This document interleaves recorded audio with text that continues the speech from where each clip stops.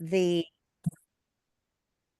will post the video URL on Facebook. Is that it, Susie?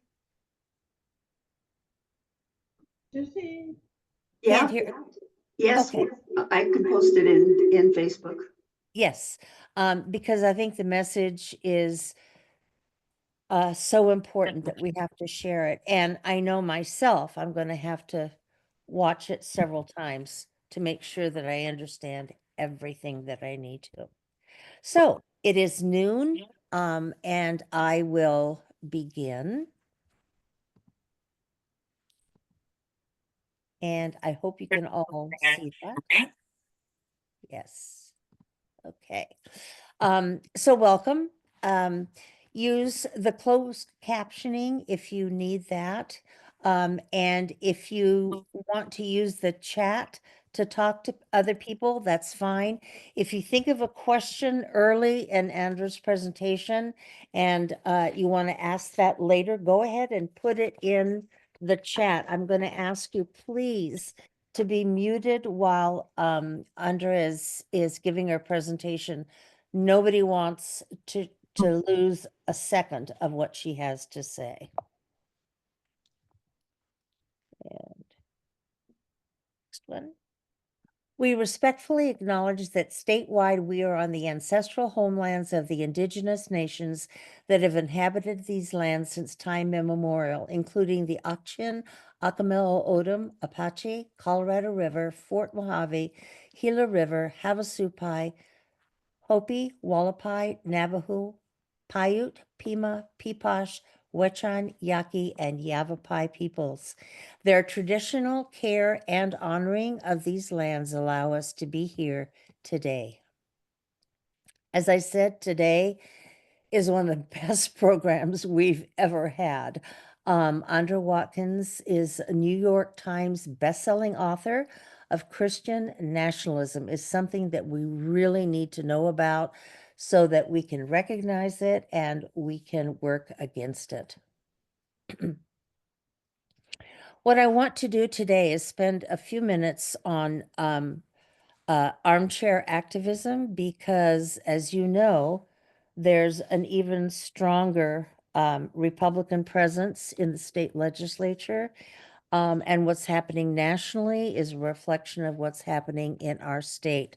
There are things that we can do. First of all, please make sure that you are with cebv.us. That's the Civic Engagement Beyond Voting. It's your resource for everything that's going on in the state legislature, explanations, telling what you can do about it, and lots of in-person meetings statewide. First thing to do, if you don't have it yet, is to make sure that you have gone on cebv.us and subscribed for their newsletter. In the newsletter, and I'm going to give you some insight into what you have. It comes to me every Sunday. That means on Sunday evening, I have, depending on what's in the newsletter, sometimes an hour, sometimes 3 hours, where I just make my voice heard down at the state legislature. My grandkids know there are no hugs, no kisses, no interaction on Sunday night when Omi is doing this. It's so important. It starts with a spotlight, and the spotlight this week was on hungry kids. So it talks about that issue. Sometimes it's something that's happening against education and public schools. Sometimes it's what's happening to devastate our water or the climate. But the spotlight is always a great way to start the newsletter. Let me tell you about some of the bills that are coming up in the state legislature. And when I get you upset, outraged, and angry enough, then I'll tell you what you can do about it. The first is House Bill 2213, and this is a great one. It would fund free school lunches for children whose families meet the federal income requirements for free or reduced priced lunches. It's asking for that on a House level. And guess what? It's co-sponsored by a Republican. Whoa, Yes. how'd that happen? It's important to weigh in on this issue. Again, HB 2213. It's going to be on an agenda February 13th. So that means the Sunday before February 13th, you'll get a summary of the bill, a position, and what to do about it. Or Oh. you can start now by emailing the Appropriations Chair, David Livingston, or calling him. SB 1020 would prohibit, I love this, prohibit universities and community colleges from banning anyone with a concealed weapons permit, not just students, from possessing, storing, or transporting guns on campus. So if anybody, Wow. not just students, but anybody wants to walk across, visit campuses, go into buildings with a concealed weapon and has an assault rifle or a pistol, then this says let them do it. Wow. HB, also last week, if you did not have requests to speak, if you were not subscribing to CEBV, then you missed a couple of education bills that I weighed in on. And one of them was allowing firearms on K through 12 campuses. All right. HB 2022 would allow K-12 public and private schools to authorize employees to carry firearms on school grounds. They would not have to notify law enforcement of how many people with what kinds of weapons. So nobody would have to know. If you don't like this, then you need to be on request to speak. SB 1090 would put Arizona public school teachers, not teachers in private or ESA vouchered schools, but just public school teachers, to be behind bars for up to 2 years if they teach material from a broad description of items that lawmakers consider sexually explicit. That includes Shakespeare and Maya Angelou. Oh, God. don't- Oh, and is that just to the high school level? No, K-12. Okay. Wait, just a minute. Okay, SB 1099 is a rerun of last year's bills. It bans district and charter schools from exposing minors to so-called sexually explicit materials. Again, this would include Shakespeare and Maya Angelou. SB 1133 would create a new section of state law requiring the State Board of Education to mandate schools teach the history of communism and domestic communist movements. Now, you know that the Democratic Party is included in that. Just thought I'd mention that. Excuse me, I don't know what this is doing. Okay, HB 2055 would allow anyone to claim an exemption if the vaccine available does not meet a list of specific criteria. So fewer than 1 in a million vaccinated people suffer a serious side effect, but Arizona, which already has one of the highest rates of unvaccinated people, this would say that's absolutely fine. Senate Bill 1001 would ban teachers from using a student's chosen pronouns without written parental permission. SB 1003 would ban trans kids from using the school bathrooms, changing facilities, or sleeping quarters that align with their gender identities. All right. After it discusses all these bills, and there were probably 20 in Sunday's CEBV newsletter, it says, if you have 10 minutes, do this. If you have 20 minutes, do this. If you have 30 minutes, do this. If you have 60 minutes, do this. And I would say you choose your time and you go through all the bills that are mentioned, and then you decide, oh, this is really a priority for me, and register under request to speak and give your approval, disapproval, and ask to speak if you want to. All right, so what is request to speak? It is your voice at the state legislature. If you want to go down and speak to a committee, you can always do that. If you want to make an appointment or email or phone call your state legislators, you can always do that. But this is something you can do at home in your bunny slippers whenever you want to do it. Are you interested in opposing some of the bills that I just went over with you? Do you not want firearms on K through 12 campuses?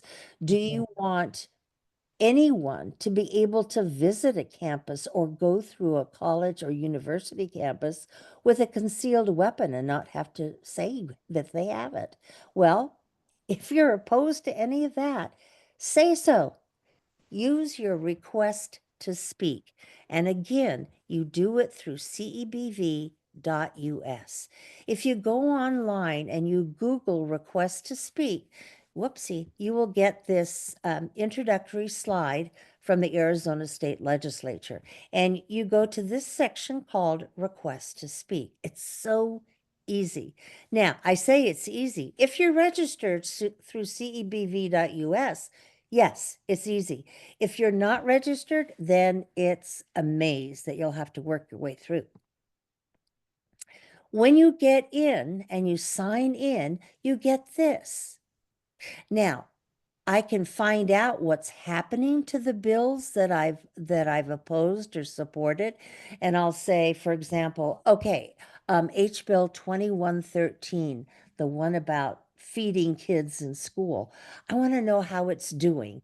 I will click on that and it'll tell me everything I need to know about the bill, when it's being heard in committee, who's against it, who's for it. But right now, let me show you this part, request to speak. I would click on that and let's say HB 2113. Whoopsie, sorry. I would get a screen like this. Just clicking on that, I'll get this screen and I'll plug in HB 2113 or just 2113. And it'll send me to this new request to speak. Am I for it? Am I against it? Or am I neutral? Well, for 2113, I would click for. Sorry, it's really sensitive. And then down here, do you wish to speak? That means, do you want to come in and address the committee? Well, probably no. So I would click no, and then comments. And you can make any comments that you want to. This goes to the committee, and I will show you in a few minutes. They have to say how many people were for it. Like they'll say 562 people said they are for this bill, 219 were against. And here are the comments. And if it's something I really feel passionately about, I will make a comment, usually a short one, because most state legislators, they don't have an attention span. Well, it is of a bullfrog, but that's it. So it's easy. I'm for it. No, I don't want to speak, or I'm against it. I don't want to speak. Remember, go through cebv.us. Then it tells me everything that I have requested to speak about, meaning everything that I've given my own feedback to. Now look at all of these that I said nope, and then this one, yes. That's kind of indicative of what your year is going to be like in this and the next legislation. Here's the one that I was showing you. It's Oh. great because you can find all of your friends in here that said, and here's Melinda Iyer, Save Our Schools.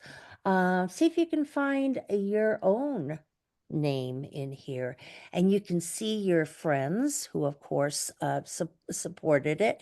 It'll, look, 175 people for, 4 against.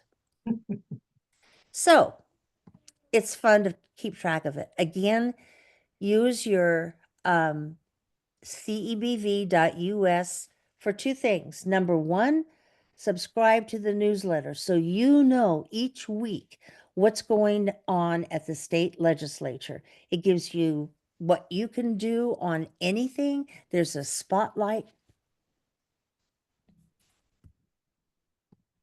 Okay, now for Janie, the before you part, move, yes, Janie, yes, before you move on, I'd like to make 2 points about request to speak.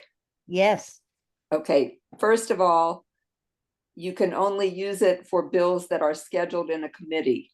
If it hasn't yet been scheduled, there is a way to state your position, but it's a little bit different from what you showed. If it has already been heard in a committee, it's too late. So that's why paying attention to the newsletter on Sunday and acting promptly is so important. The second thing is about the comments that you write. Know that it is public record. It's not a place to rant against the stupid legislator who proposed it. And I know I'm not the only former teacher here, but please proofread what you have written. It is public record. Spelling, capitalization, punctuation matter. Thank you.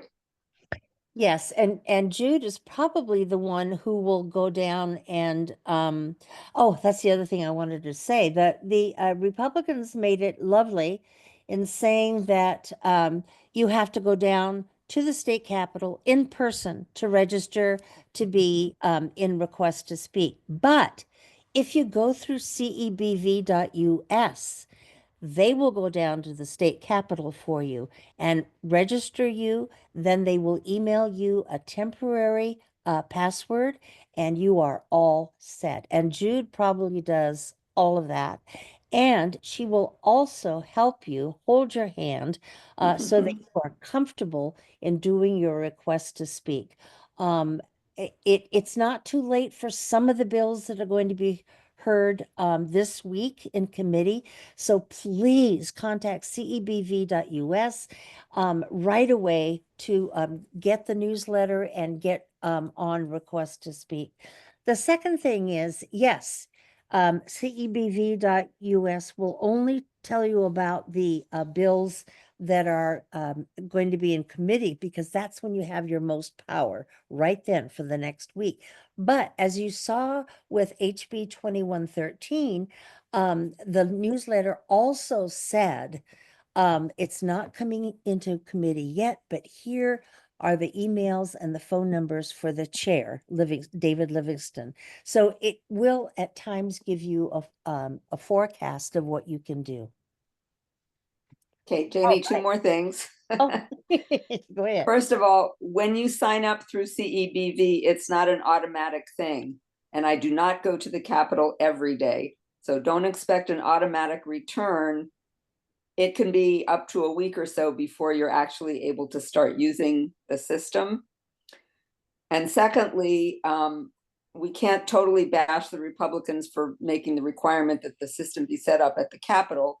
It started out as a way for lobbyists who want to address the committees, much like if you go to a school board meeting or a city council meeting and you want to speak to them, you have to request to speak. So that's how this started. But civic engagement beyond voting back in 2017 came to realize what a powerful tool it is for all citizens, not just lobbyists. And that's why they kind of opened up this volunteer, signing up and having a volunteer go down to the Capitol and set it up for you. Thanks, Jude. Thank you. Well, let me tell you, I am so thrilled that our speaker today is Andra Watkins. She is a phenomenal speaker. Her message is so important to all of us, and it is being recorded, and we will post the link to the video so you can share it with other people.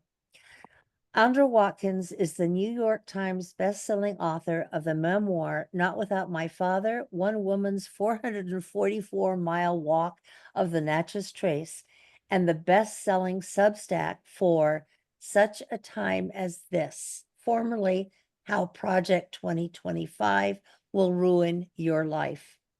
She spent her formative years in a moral majority era Christian nationalist church and school in rural South Carolina and was indoctrinated in the very belief system that created Project 2025. She escaped that world more than 20 years ago, but indoctrination always lives in the brain. She applies her deep understanding of how Christian nationalists think to decode where America is headed in 2025 and beyond. Andra's essays have appeared in publications such as Resolute Square, Salon, and Newsweek. She's been interviewed by nationally recognized luminaries, including Rick Wilson, Stuart Stevens, Arnie Arneson, and Maya May. She's also spoken to groups such as Floridians for Democracy. There are two people in that one, right? And Secular AZ. She lives in San Sebastian, Spain. Andra's presentation will be in 3 sections. First, her background in Christian nationalism, how it is being carried out today, and how she escaped. Second, what Project 2025 policies have already been proposed as executive orders or laws.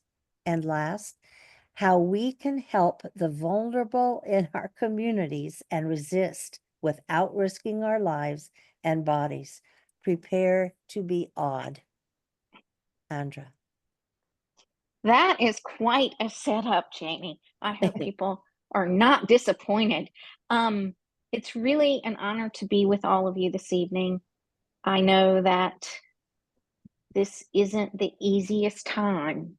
I was telling my husband earlier today that it felt really strange to look back at everything I wrote about Project 2025 and Christian nationalism before the election and feel like I didn't go far enough. I'm kind of overwhelmed at how far they've been willing to go already.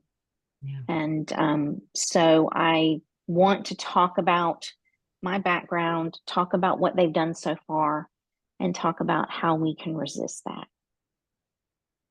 As James said, I grew up in rural South Carolina in the 1970s and 80s. When my parents moved to a small town in South Carolina from Tennessee, they joined a Christian nationalist church and they put me in its segregationist school.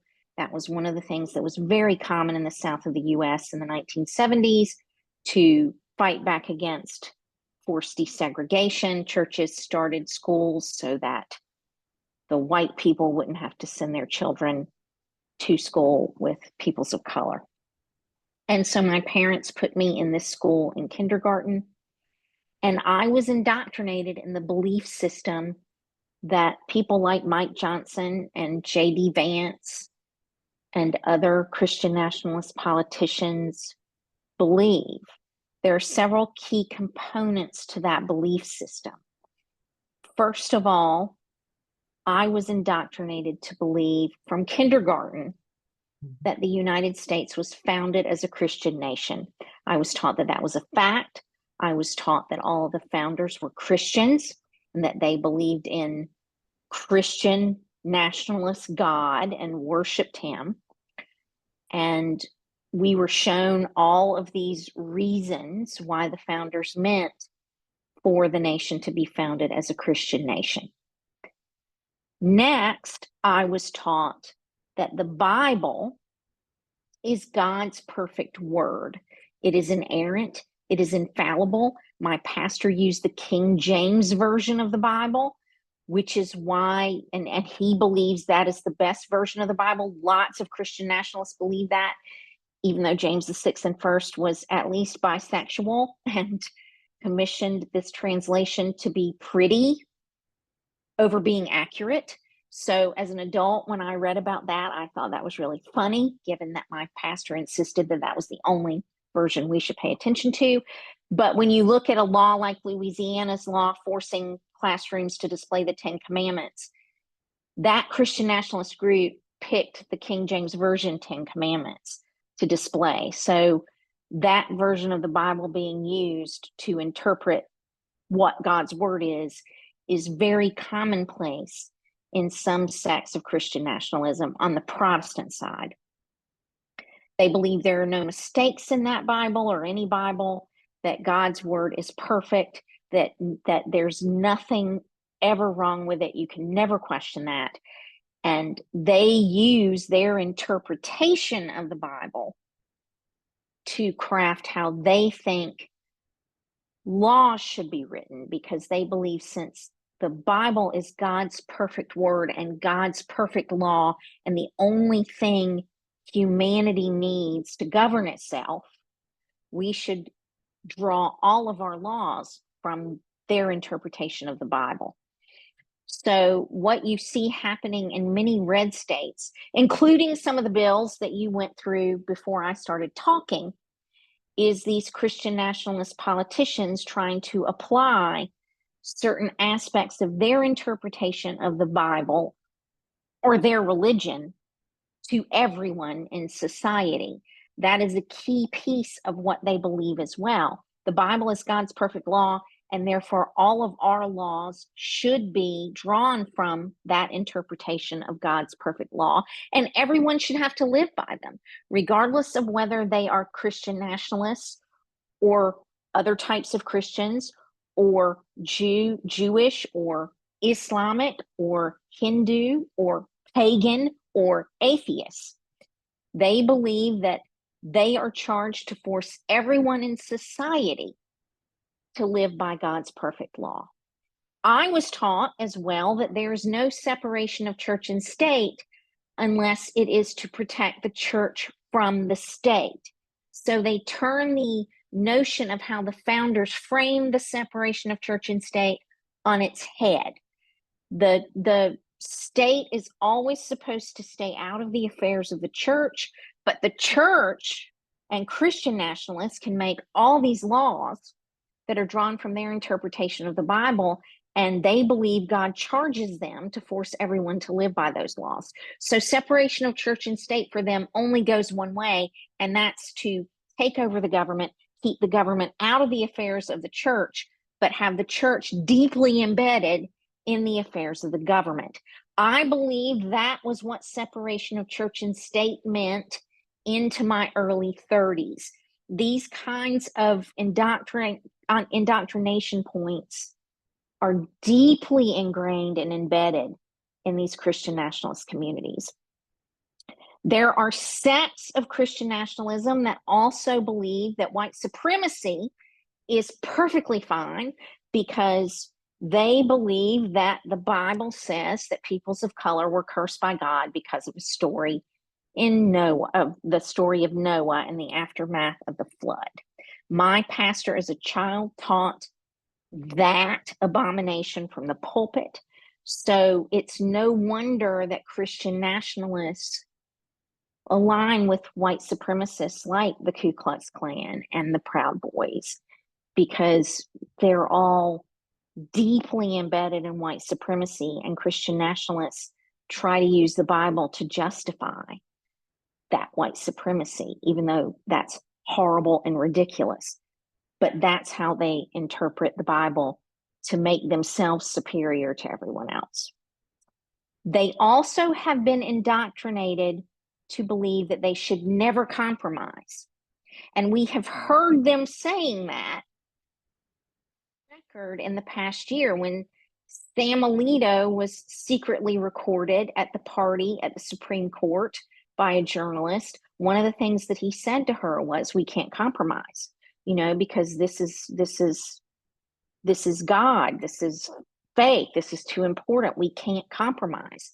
So they are all embedded in the notion that they can never compromise, that the only way that a law can be written and enforced is for it to be 100% their interpretation of the Bible.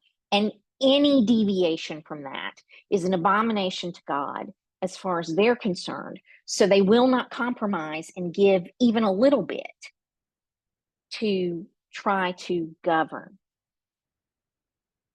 I spent time from January of 2024 to the election in November of 2024, writing 5 to 6 days a week about Project 2025. I picked up that document in November of 2023. I had submitted a memoir to an agent to submit to traditional publishers to write about my experience growing up into Christian nationalism with a narcissist mother. I thought telling that story might be useful to help more Americans understand why this isn't the door we wanted to choose for ourselves. But that memoir was rejected. So I was really demoralized when I picked up Project 2025 in the fall of 2023 and started reading it. And I was maybe a dozen pages into the document, and it was almost 1,000 pages long. And I told my husband, this is a Christo-fascist manifesto. They are using the language that I grew up being indoctrinated in. It's buried all over the place in this document. And I even read some paragraphs to him as examples of that. And he was like, I never would have known that was Christian nationalism if you hadn't told me. So I persevered and read the entire almost 1,000-page screed that they published. And I marked it up, and I decided to write a Substack about different aspects of Project 2025. I hoped that by writing about it and explaining its connections with Christian nationalism and what that could mean for specific Americans and Americans in general, if it were implemented, it would help more Americans choose a different door last November and not pick what was behind door number 2. That's what I kept telling people. Just don't pick what's behind the Project 2025 door. You don't want that. But now Americans have chosen that. And we are living in a very uncertain time. And they intend to implement Project 2025. They're doing it even faster than I imagined they might. So let's talk about some of the things that Project 2025 called for, and then we can compare that with some of the things that have already happened. So one of the first things that I highlighted on my Substack in the first week that I launched it was a paragraph where they said pornography should be outlawed. Anyone who produces or consumes it should be imprisoned. Teachers and librarians and so forth who make it available to kids should be charged as, pedophiles, and that should be a felony, and that their goal is to completely eradicate pornography in the United States. And, on the surface, it's great to try to protect children from pornography. There are real reasons to do that. But as someone who grew up in Christian nationalism, I understand that their definition of pornography and obscenity is very different from what an average American's definition is. I explained it multiple times as I talked about my work in 2024 as anything that makes Mike Johnson think about sex is pornography. So it's a huge the things that they consider to be pornography. And we're seeing that play out. We have been seeing that play out for a while. They believe anything that deals with homosexuality or transgender issues, books, films, teaching, having to be around it, having to acknowledge it, all of that is pornography to them. So we see them banning those things, and they have been doing that now for 2 or 3 years successfully.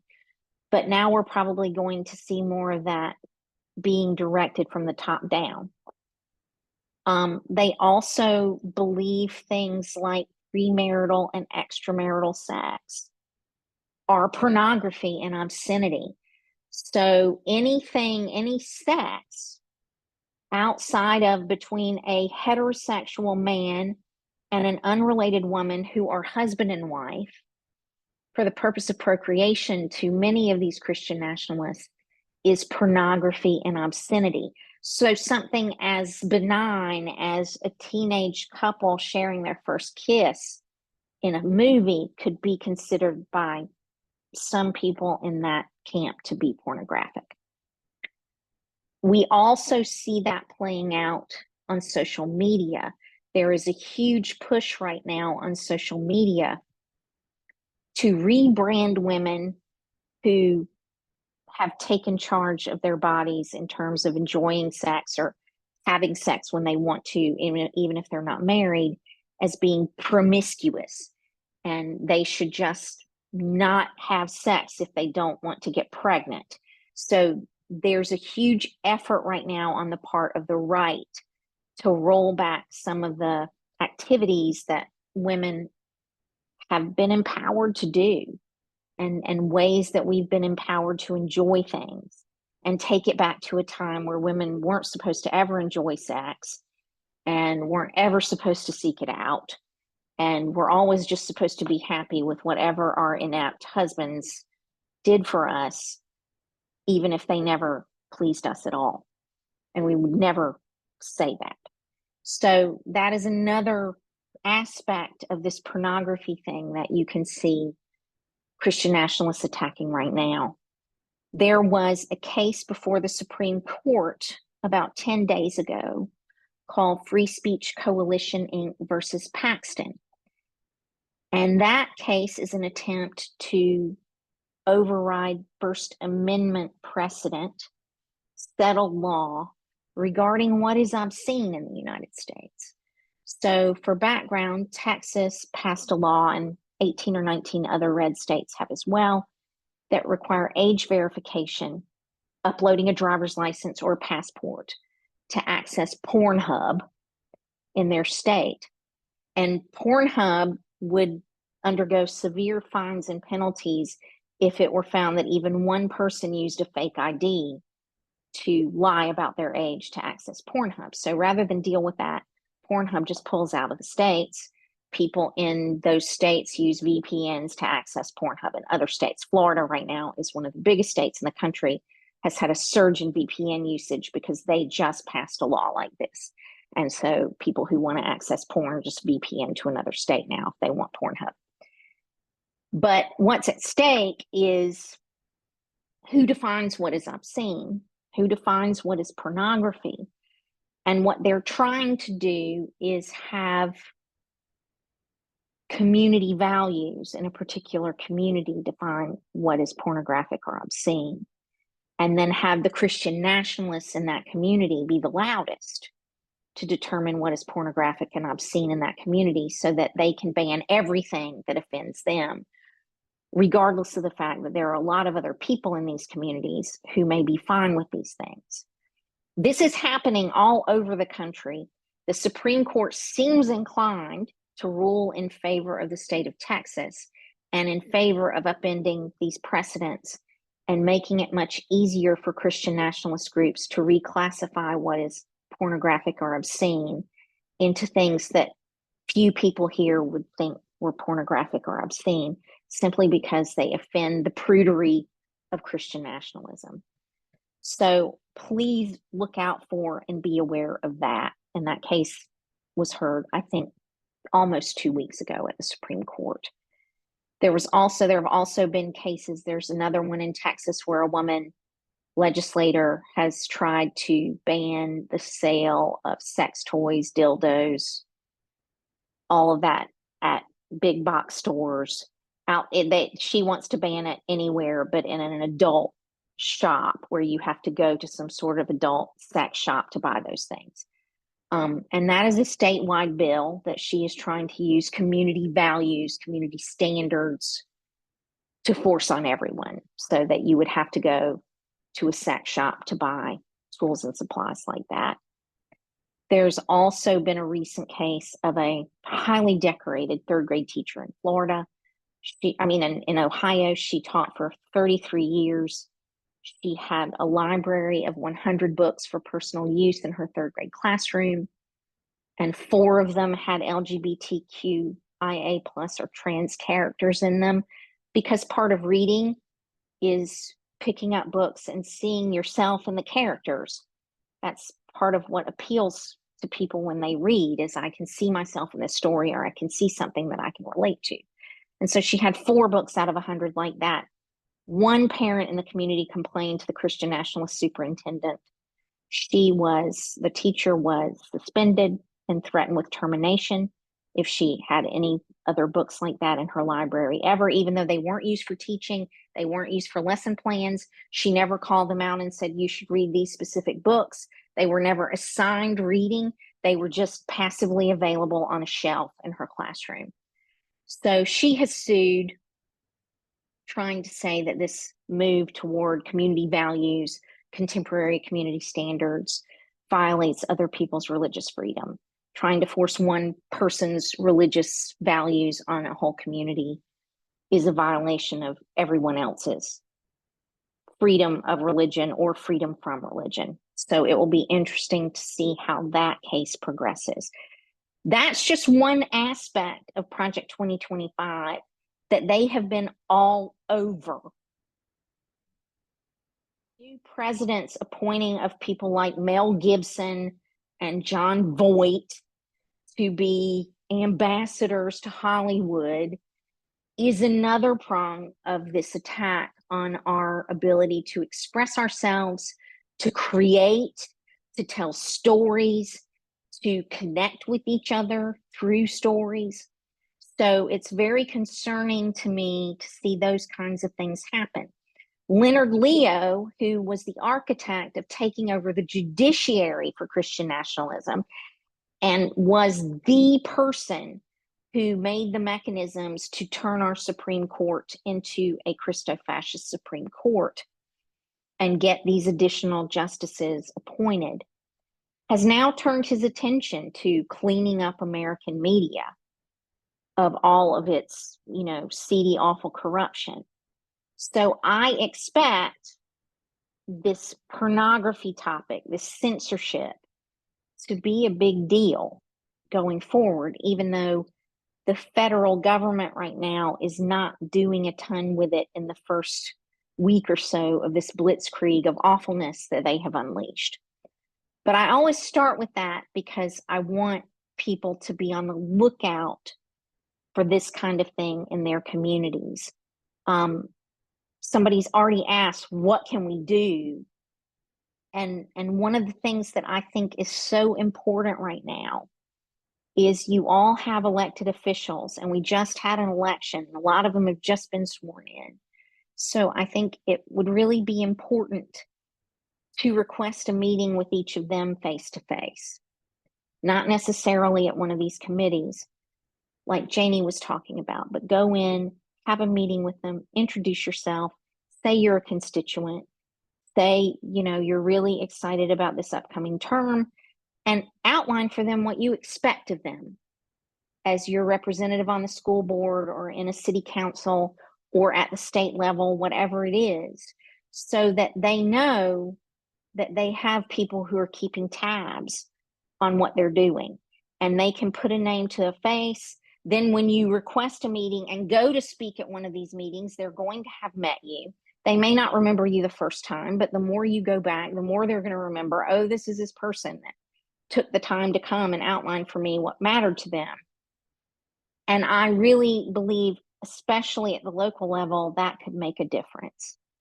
I also think for people who have the stomach for running for office, running for local office would also be a good way to fight back against this right now.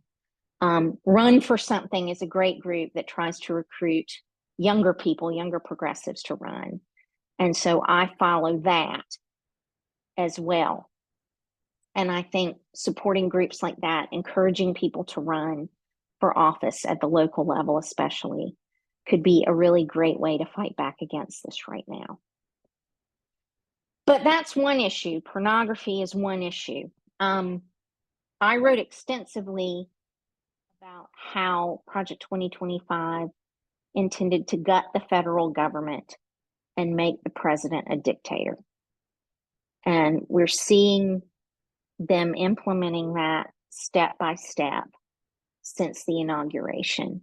So the firing of different government employees, the requirements for people to work in the office, the loyalty oaths that they're requiring people to sign, the interviews that they've been doing, going through people's social media and trying to determine how loyal they are to the president and his agenda, the will to make the environments that these people work in so oppressive and awful that they will quit on their own. The firing of various NSA staff who are really critical to our national security. The appointment of Pete Hegseth as the Secretary of Defense and putting him over our military, because Project 2025 did specifically call for using our military against our own people on our soil to quell insurrections. And what that could be could just be a peaceful demonstration that some far-right group sabotages and starts violence, and they are able to claim that that was a danger to national safety and declare martial law and, use the Insurrection Act to send the military out against our own people. Hegseth is very into that notion. And so I'm not going to be surprised if we see that happen. Project 2025 called for that multiple times. So this is them doing what they said they would do. So if they said they would make it possible to do that, there's no reason for me to think that they won't actually do it. They've also started deporting people, and they're deporting people without due process. They're arresting them and putting them on planes without allowing them to speak to attorneys, without enabling them to have any kind of due process as is required by our laws. So they've also jettisoned all of that in favor of just deporting people, which Project 2025 also called for. Project 2025 called for a Muslim ban, which they've done. It also called for banning people from certain other countries, which they've done. It didn't really address what to do with dreamers, but it left it ambiguous or open-ended enough for you to think that they would want to kick dreamers out. Very much of what Tom Homan's doing right now as head of that department is what was called for in Project 2025. So nothing that's happening right now should surprise us. Of course, they're going to keep attacking blue states and decimating blue state workforces. There aren't any recorded instances of them deporting people from red states right now. The raids that I've seen on maps and that have been reported have been solely in blue states. They also called for doing away with FEMA or dramatically reducing the Federal Emergency Management Agency and allowing the states, forcing the states to raise the money for recovering from disasters, making different areas grovel to a dictator for money and meet that dictator's qualifications to get money. So we're seeing the Republican Party already trying to implement that. Another piece of that they haven't done yet, but I expect is coming, is they wanted to scrap the National Flood Insurance Program.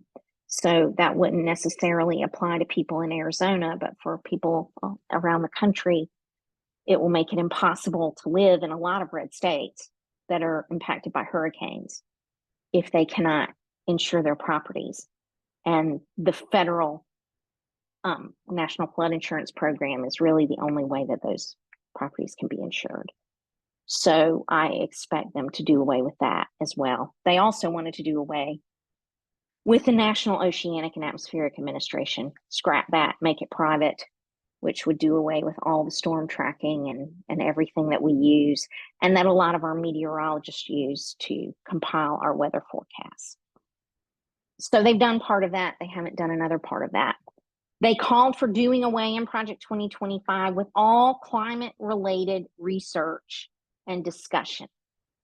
So they've started stripping all climate-related research and discussion from all federal websites. They have forbidden people to talk about climate change. They deny climate change. They have come in out of the gate saying they're going to drill on federal lands. They're going to drill and extract everywhere they can. And I expect them to try to do that. So he withdrew us from the Paris Climate Agreement on day one. Michael Bloomberg's foundation has subsequently come in and said they would pay for that on behalf of the United States. But with a government that's deciding to be a major polluter now, I don't know how much Michael Bloomberg's money can offset the pollution. So, and another piece of that, Project 2025 called for a great deregulation of American businesses, such that agencies like the Environmental Protection Agency couldn't write regulations and force any business to follow them, couldn't force them not to pollute, couldn't fine them for polluting, couldn't force them to clean up after they pollute, couldn't do anything to them if people die because they've been exposed to this pollution. And the Supreme Court made it possible for this administration to basically completely do away with all government regulations that are written by civil servants across the government when they overturned the Chevron doctrine back in July. So they teed up the opportunity for this administration to gut significant pieces of government regulation that protect our environment, that protect our food, that protect our water. And so I would be taking steps, if I were everyone here, to get my food from local people that I know as much as possible, to avoid foods that come from big corporations, to avoid those kinds of foods that might be contaminated, to try to know the origin of as much of the food as I consume as possible. I would be, looking into ways to filter my water, to purify my water if I'm getting it out of the tap, because a lot of those kinds of rollbacks of regulations are going to have direct effects on everyone here. And we're going to have to be responsible for protecting ourselves, our bodies, our health, and the people we love and care about as well, from the impacts of those things as much as we can. Project 2025 called for a lot of other really horrible things that they've already started doing. They're attacking Christians who do not agree with Christian nationalism. We saw that at the church service on the day of the inauguration, or right before the inauguration, where Bishop Budd talked about Jesus and being like Jesus, and she has been crucified like Jesus for speaking up as she did by people in the Christian nationalist right. We're probably going to see a lot more of that. So there's that. I wrote a huge week-long series on how Project 2025 would gut the public health. And they wrote all of that in the wake of the COVID pandemic. They were all angry about masks. They were all angry about vaccines. And so this gutting of the public health is a direct response to how angry they were that they couldn't go around and live their lives and breathe on everyone and not be vaccinated. So the announcement that they have basically defunded the National Institutes of Health was called for in Project 2025. It's a direct policy position that they had. They want to dismantle the National Institutes of Health and block grant those funds to different states to do medical research at the state level. I would expect to see states that have that infrastructure, like California, like Massachusetts, like New York, not getting any of those grants. I would expect to see those grants going to red states that don't have that infrastructure in place.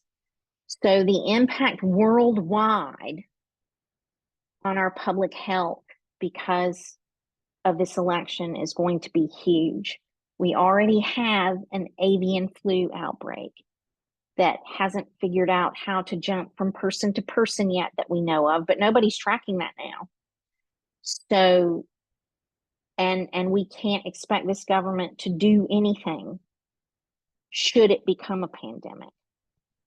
So it wouldn't be a bad idea for everyone here to go back to a time where maybe you mask, maybe you wash your hands a lot, maybe you go back to some of those pandemic era protocols, because there may be an outbreak of avian flu in humanity that we may not know about because the federal government doesn't care and they're not tracking it. And so it may be too late by the time we find out that there is actually a pandemic happening. Project 2025 also called for changing the CDC's, the Center for Disease Control and Prevention's role, in a massive way to becoming an abortion and transgender surgery tracking unit nationwide. So one of the biggest things Project 2025 called for was a national ban on abortion from fertilization. And we see them more aggressively proposing bills to that effect.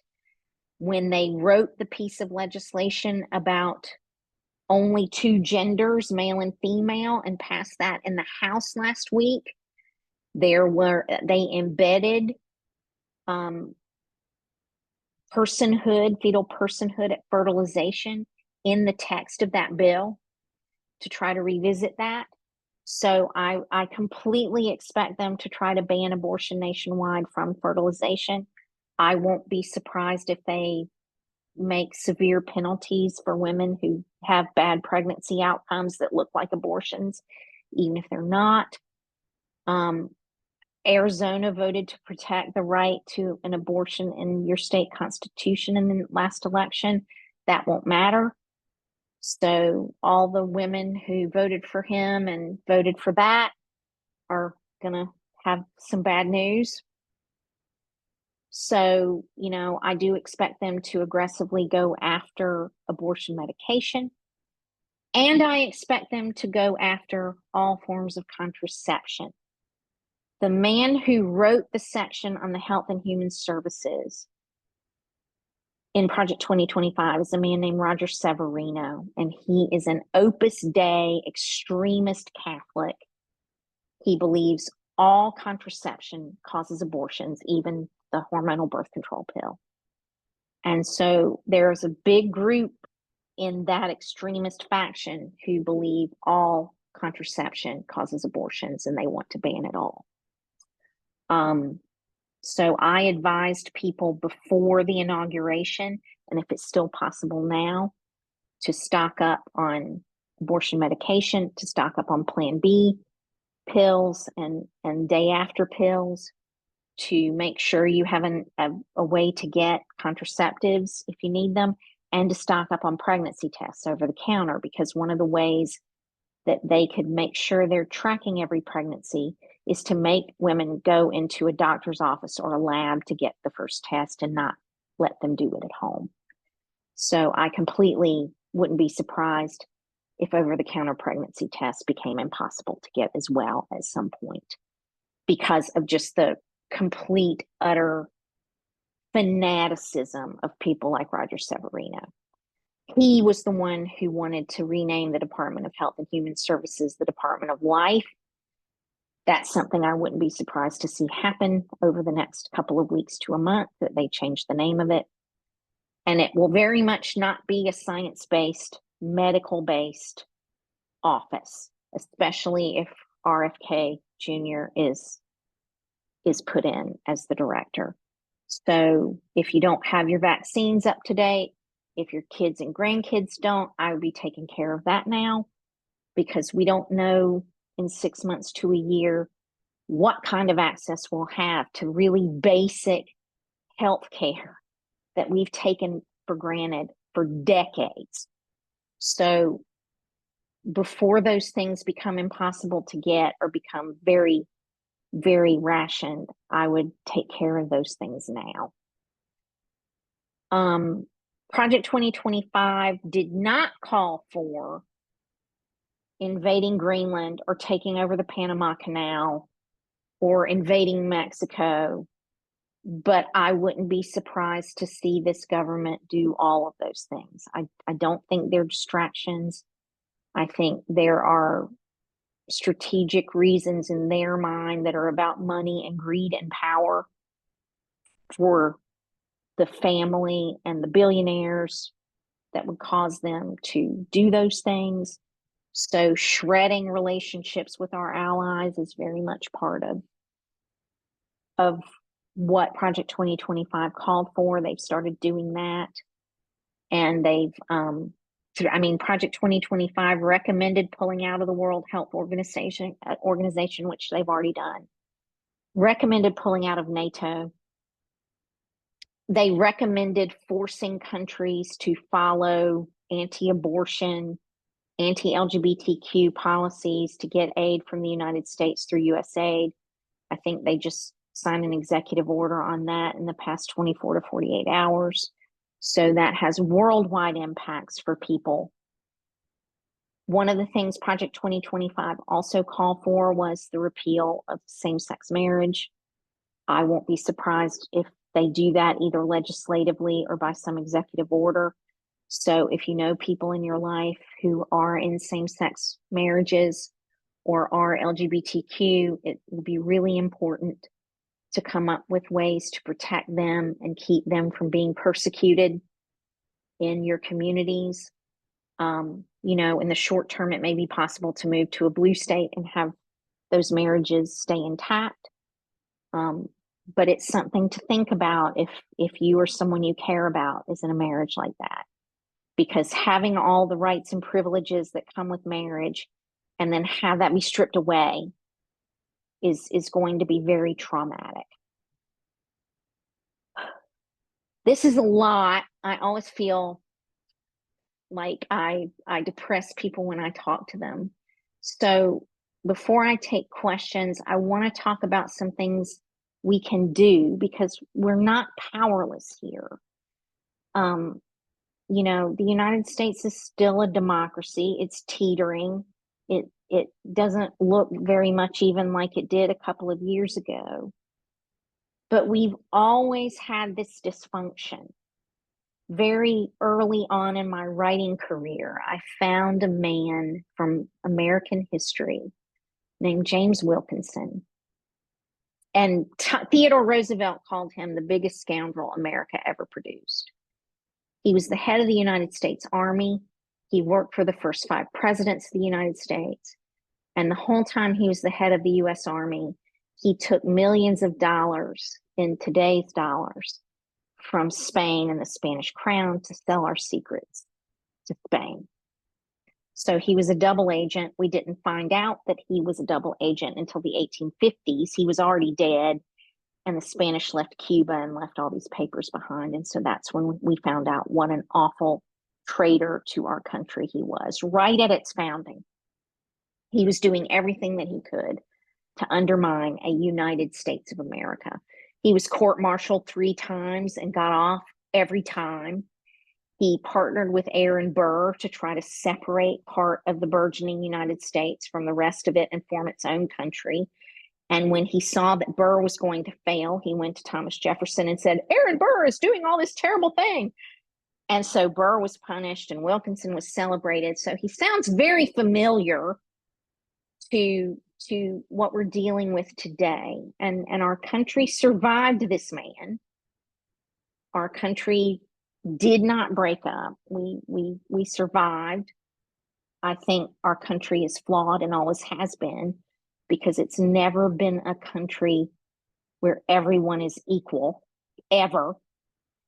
And, you know, our founders didn't care about that or try to fix that or build that into our Constitution. So that's what we're still fighting about. And this is a real backlash now to FDR's Great Society programs and the civil rights movement and the advances that women have made through the women's movement and the advances that the LGBTQ community and the trans community have made to have bodily autonomy. We've been here before, proven that we can defeat these people and come through it and be stronger and make progress. And so as much as we can look at this tsunami of awful that is coming out of DC every hour of every day right now, we have beaten this before. We have made advances, and we can do that again. I think it's really going to be important to regroup and make sure that we're taking care of ourselves individually and not getting caught up in all this outrage every day. I have been personally limiting my news intake. I don't watch any corporate media anymore. I have specific Substacks that I use to stay informed. I really ration the time that I spend on those. I probably spend about 30 minutes a day on that now. I do not listen to the president or any of his minions talk. I don't look at their pictures. I don't read the garbage that they say, because it just creates outrage. It creates worry and stress that's not going to help us be strong enough to do what we need to do.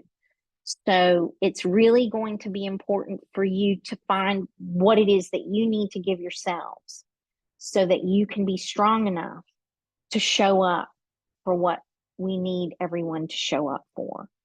So for me, that's been reading smut. I love to read smut romance novels, and I don't watch the news, and I'm spending time with my husband, and I go on long walks. For most of you, that's going to be different things that help take care of yourself and nurture yourself.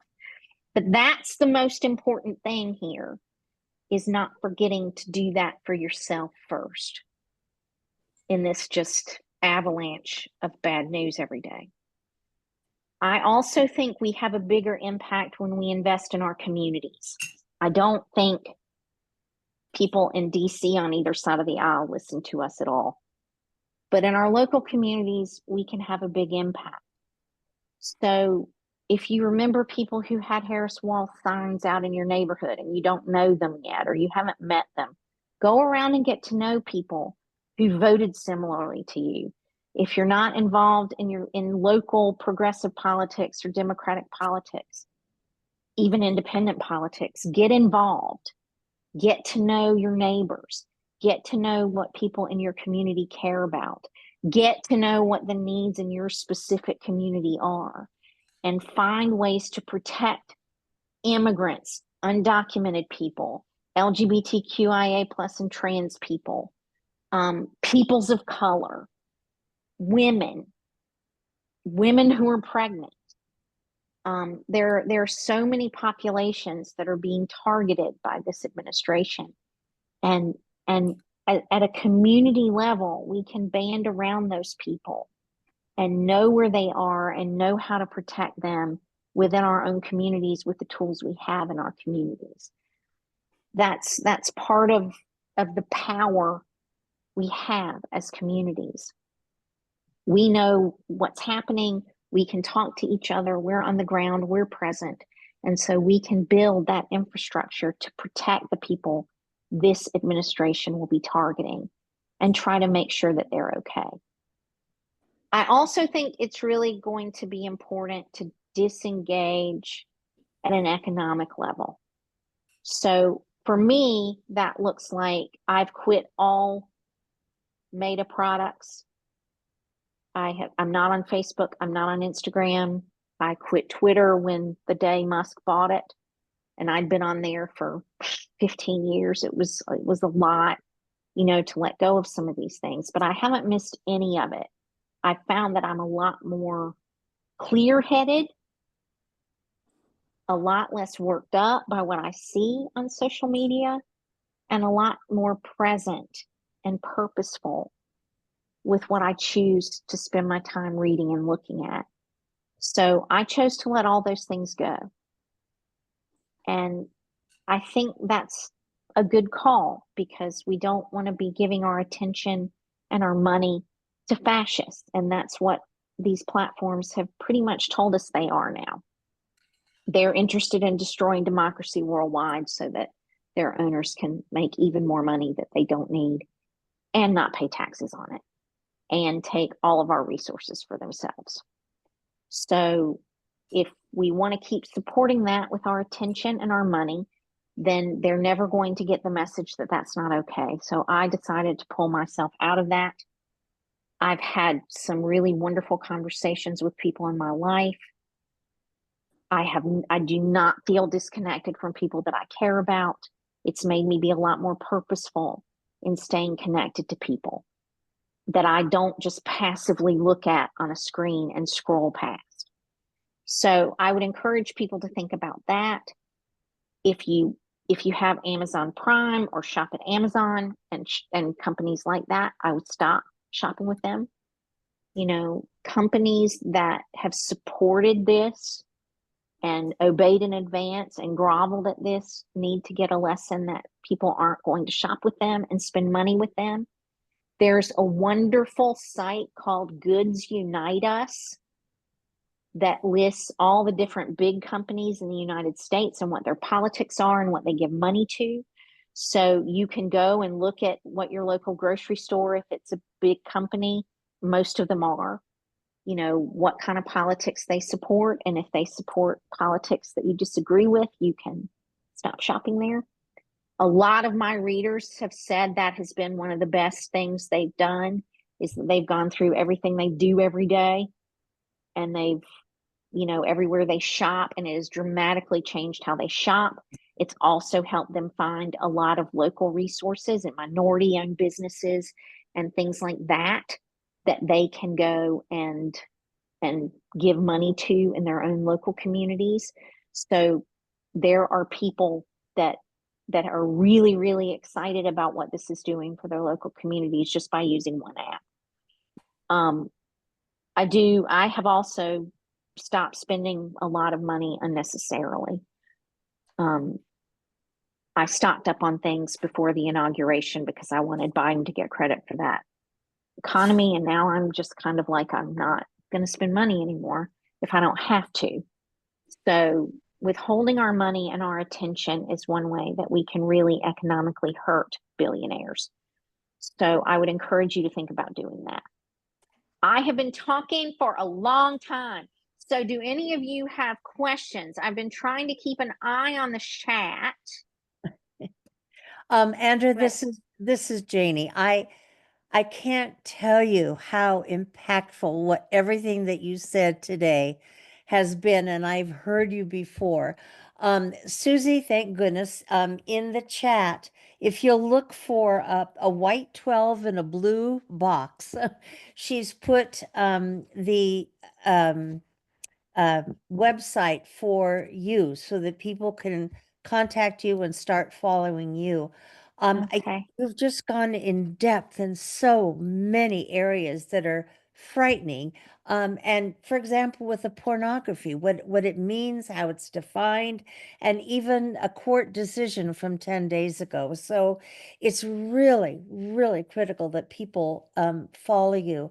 I also read that there's an app that allows people, women, to follow their menstrual cycle. And the advice was delete the app because that is Do not use period tracking apps. Absolutely right, not. right, because that's a way for people to track people who may have become pregnant and follow them and make sure that they are not violating the Christian national thoughts. And what I loved about your presentation, every single word, was that you went from what you called a blitzkrieg of awfulness, a tsunami of awful, to a bit of optimism and things that we can do. So thank you so much. I open it I've up. got several questions in the chat. Do you want me to answer those or Yes, try to? please. Yes. All right, so Catherine Clevenger Burdell has asked, would you consider Christian nationalist churches engaging in brainwashing? I don't like the term brainwashing. I use the term indoctrination. Maybe they're the same thing. They may be synonyms for each other. I feel like saying someone is brainwashed is insulting to them, and they take it that way. So I try to say that people in those churches are indoctrinated to believe certain things and see the world a certain way. And many of them, you know, when I was in that world, most of the time I was happy. That's one thing that people on the left assume about people in, like women in Christian nationalist churches, that they're all just miserable. And a lot of them aren't miserable. They don't know anything else. So, you know, they think they're doing what the Bible says they're supposed to do. So a lot of them on the surface are happy and deep down inside they're miserable. I think a lot of what drives Christian nationalist women to be anti-abortion is envy. They spend their whole lives living by these patriarchal rules, obeying their husbands, having as many children as they're given by God, being mothers, submitting to their husbands. And then social media comes along and shows them all these other women who chose different things that they didn't get to choose. And rather than address what that means for them and dealing with that, they just resent and envy women who had other choices. And this is in large part why they vote for Republicans, so that they can say, I'm going to take away your rights to have choices that I didn't have and make you as miserable as I am inside. And I don't know that that's brainwashing. I don't, it's a part of the indoctrination that they put people through. And people buy into it in different degrees. But saying someone has been indoctrinated, to me, is different than saying they're brainwashed. But it may not be to some of you. Will you address the militant aspect of the Christian nationalists and their collection of military armaments? This is from Ann Lutz. Okay. So when I was a child, I remember being 7 or 8 years old. My pastor in my southern town stood in the pulpit and said, one of these days, you may have to pick up a gun and go and kill somebody for your right to worship Jesus. You know, American Christians need to be prepared to defend themselves against awful liberals who want to take away our rights to be Christians and persecute our Christian faith. So, you know, I heard that when I was 7 or 8. I don't know how many different times he said that over the years that I was there. My parents have sat in pews in that church for 5 decades now and listened to that. So you can imagine that they're pretty radicalized. People who spend 50 years listening to, you might have to pick up a gun and shoot and kill your fellow Americans for your right to worship Jesus for 50 years and don't ever take any of the off-ramps they're given to not listen to that all the time are highly radicalized extremist people in a lot of cases. And so they believe that their guns are necessary to defend their right to be Christians and worship God the way they want to and the way they believe God calls them to. Jesus carry? And they are Is that the policy very, regarding very service? committed to that kind of worldview. My parents have guns in the house. They have multiple guns in the house. And so, and I know a lot of Well, people in that's that a world good who do. So it's about asserting their right to worship God the way they believe they're commanded to and defend their right to if necessary. That's why they think guns are so important. Just to follow up to that, Uh-huh. this is Ann. Are our law enforcement agencies aware of this, and are they doing anything about it? You know, whenever we have a police chief or a sheriff speak to our groups, I always ask them, how are they screening their new employees to make sure they're not members of some of these radical groups? And I haven't really ever gotten a definitive answer. But do you have a finger on how that might be perceived by our law enforcement? Unfortunately, a lot of our law enforcement are wrapped up in this movement too. You know, That's the what's Western scary. Sheriff's Association is heavily invested in it. The Constitutional Sheriff's Movement as well.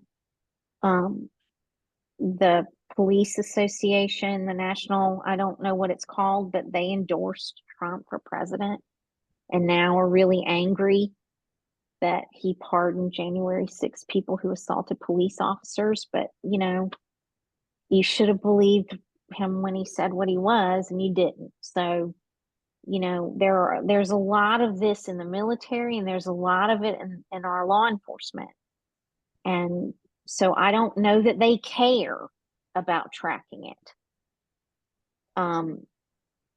You know, if fascism ever fully takes hold, this will have to change because fascist governments do not allow everyone to carry guns everywhere.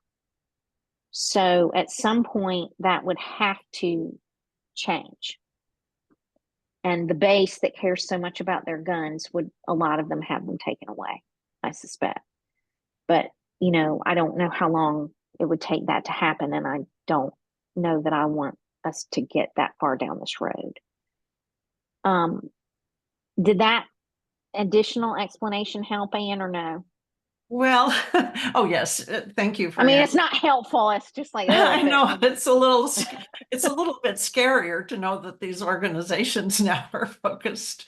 You know, that they have organizations they can belong to that that actually help them in their cause. And I just want to know who's going to protect us. You know, if it gets to the point where there is an uprising. We have to protect ourselves. We are going to have to get ourselves out of this. We are going to have to band together as we the people and do that. I don't see the Democratic Party coming to save us. I don't see other countries coming to save us. So, you know, getting on the ground in our communities and figuring out how to work together to save ourselves is, I believe, what we're going to have to do. I'm going to read Jenny Russo-Dickey's statement here because I do have something that I want to say about it. This was a statement posted by a pastor from a church called Cornerstone on social media. The United Methodists are now run by demons. The Holy Spirit has left them. That happened years ago here at the Fountains United Methodist Church here in Fountain Hills. Progressivism is demonic and poison straight from the pit of hell. Jenny then asked the pastor from the Methodist Church at the larger church affiliated with Cornerstone, the Southern Baptist Church, would agree with his statement. The Methodist pastor said they likely would. The pastor told Jenny that she was trying to stifle him, and it was a big thing there to call other Christians demon-possessed and other people demon-possessed. And I'm sure the congregation there all voted against her helping her lose the mayor race after 22 years of very selected service in her hometown. I'm very sorry to read that. I'll also tell you that 2 months ago, my father left me a message, maybe 3, on my voicemail and told me that the writings that I was doing about Project 2025 and Christian nationalism meant that I was demon possessed. So accusing people who speak against them of demon possession is a very common thing that they do. Anyone who opposes them, rather than think about why they're opposing them, listen to what you're saying about opposing them, trying to give them another perspective. Demon possessed is the thought terminating cliche, the thought terminating statement that they've been given to shut all that down and give themselves permission to not listen. So there are tons of those, but you'll see probably a lot more of this flinging around of demon possession. There was a guy in Dominionism, I can't remember his name, but he has this crazy hair, who called Kamala Harris a Jezebel.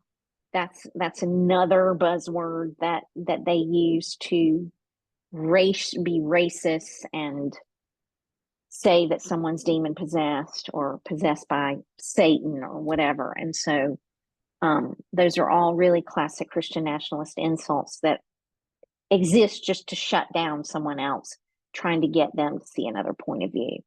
So don't be surprised if someone tells you you're demon possessed because you're a Democrat or you vote for Democrats. Let me see if there's any other questions here. Okay. Janie, you mentioned DEI, and I'm going to close with that. If anybody has any other questions they want to throw in the chat, I'll try to answer them before I run out of time. But rolling back, diversity, equity, inclusion was a huge part of Project 2025 as well. So we've seen them aggressively doing that. They fired 3 female military leaders so far that I've seen. They stripped out history about the Tuskegee Airmen, about women who flew planes during World War II and worked on planes and aircraft for the U.S. military during that time off of military history websites. They've set up a snitch line in the government for people to report on each other if anyone has DEI thoughts or beliefs or is trying to operate that way. I believe DEI for them is the new way to say the N word without feeling bad about it. We want to just get rid of all DEI. And so growing up in the South around that word so much, that's kind of how I translate that word now, that DEI phrase now. So it's really upsetting to see that happen, but every single bit of it was called for in Project 2025 as well.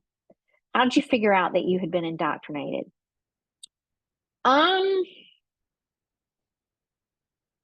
It was a really long process for me, actually. I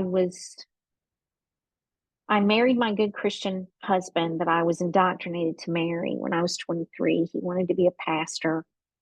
So I married him, and he turned out to be abusive.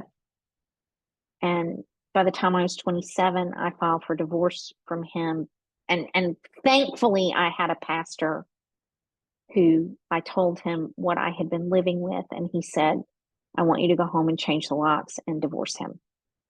And when I was 27, I needed a man who was a pastor to tell me that would be okay. So I actually listened to him, and I'm really grateful.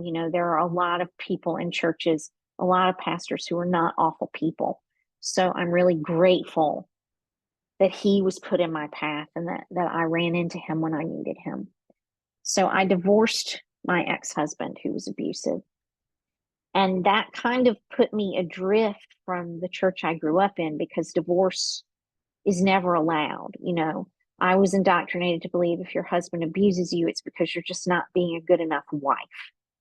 If your husband's impatient with you, it's just because you're not being the godly Christian submissive wife that he needs. If he's unhappy with you, it's your fault. So divorcing him was something that was very taboo for me to do. And several years later, I had a big falling out with my mother that was very upsetting. And it caused me to start questioning a lot of things that I had learned growing up. And so I picked up the book Undaunted Courage by Stephen Ambrose. It was a Pulitzer Prize winning book about the Lewis and Clark expedition. And reading a book about our history from a completely different perspective than I had been indoctrinated in was fascinating to me. I'd always been interested in history. So going back through and reading about the founding of our country through the eyes of various academics and academic history books and biographies, I probably spent 2 or 3 years just reading everything I could get my hands on about the founding of our country, about people who founded our country, about what was happening in other countries while our country was being founded, about the Enlightenment. And so I learned from that I had not really been taught history at all. It was a completely wrong history in the Christian nationalist world. I still wouldn't have called myself indoctrinated then. I had to do other things. I started traveling. I started becoming friends with liberals. I started doing other things that I never would have considered doing that weren't bad. It's just I was always taught that I had to live in a very narrow box. And so exposing myself to a broader world helped me realize how much indoctrination played a role in how I lived my life. The biggest part of the indoctrination that I probably only undid this in therapy 2 or 3 years ago, and it was the baseline, was the father is the head of the home and everybody has to submit to his will. And no matter how old you are as a child, you still have to honor your parents, no matter how horrible they are to you, no matter how badly they treat you. And letting go of that piece of indoctrination was the hardest for me. So seeing Mel Gibson say something like, "We're so glad Daddy's home and he's going to get his belt out and whip up on us, and that's going to be good for us." I mean, that's an example of that kind of thinking that I could not deprogram for decades. And I don't know how to get rid of it in that world. It's just such the basis of everything they do. So when you hear them calling the president daddy, that's where that's coming from. And I felt that way for a long time. And it took a long time to untangle all of that. So it was only in the past 4 or 5 years that I was able to see how extensively I was indoctrinated. Long time, long journey. Any other questions? Andra, we are out of time, but thank you again for the best program we've had. And remember, everybody, we will post on Facebook what the link is to the recording of this. It is so important that we share it with friends, family, anyone that we think needs to understand Christian nationalism. And join us in February, where we'll have a wonderful program. And Andra, we cannot thank you enough for being a special speaker today. Thank you so much. And thank you for everyone who came and joined us this morning. This is Kathy Clevenger Burdell. Thank you. I have a background in sociology. It's the most interesting presentation. Thank you. Thanks to everyone. I enjoyed being with you.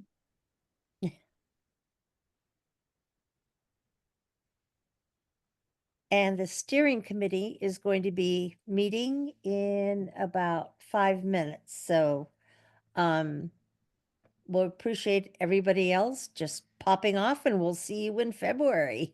Thank you.